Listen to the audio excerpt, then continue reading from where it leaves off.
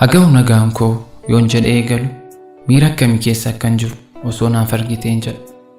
Daqiiqaaf sekondinuu waliin dabarsinee hundi siidaa bara baraan jiraatu onnee koo keessa kaa'eera. Yaa giiftii jaalalaa kan ajaja kee qofaadhaan qaamni koo socho'u argansuun koo toora eegee dalagu maal seete hundi isaa osoo yaadannoo ta'uu baatee hawwii koo guddoodha. Namni akka kanaa wal jaallatu akkamitti adda ba'e jedhee qalamni koo xalayaa barreessu. Lamaanuu wal simuu dadhaban gargar ba'uun tabban dhiibamne ta'e sirraa adda ba'uun koo imimmaan keessa onnee kootti cobse. Minaama yaada kun akka Daawitii keessaatti waan dabarsinee yaadadheen hidhii xuuxa. Ilkaan koo wal rukuta. Utuun jedha jiruu kaleessaan jiraadha.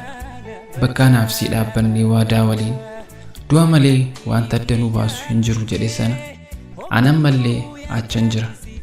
Deemuuf miila jaalalaan needha. Tariin ni dhuftaa jedhee onneen koo abdiin guutama. Abjoodhu yaadannoo kee qofaan arga. Hafuurriif lubbuun koo waan ol keessa jiraniif malee tokkeeku ani hin jiru. Jiruu jechuuf jiru miti. Yaadaan ani yeelalaan jiraadha malee. Ansi malee ati sana malee akka hin taane osoo beeknu addaan baane. Jiruun aardii kanaa buburreedha. Kan wal fedhan nama harkaa fuudhee daakuu galaanarraa taasisa. Jaalalatu mi'aawu deebicha namatti taasisa. Ana moo carraadha kan adda nu baase naa himime. Anaaf jiruun hiikoo dhabe. Addunyaan natti hadhaa'ee jira lubbuu kiyya. Yoo jiraatte naaf awwaadhu. Yoon jirtu ta'e garuu anis hin jiru. Annan dhiifne yaadni kee hoggayyuu yaadan si faana badaa. Annan dhiifne yaadni kee hoggayyuu yaadan si faana badaa. Angoodaan isa seenaa natti taate si dhabuun garaan jaalatee gowwaa.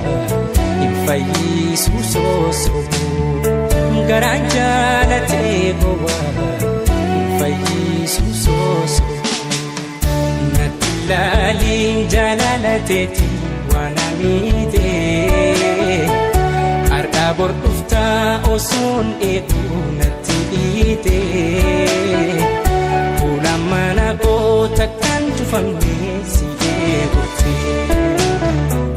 Natti ilaaliin jaalalateeti waan amiitee har'aa bor dhuftaa osoon eegu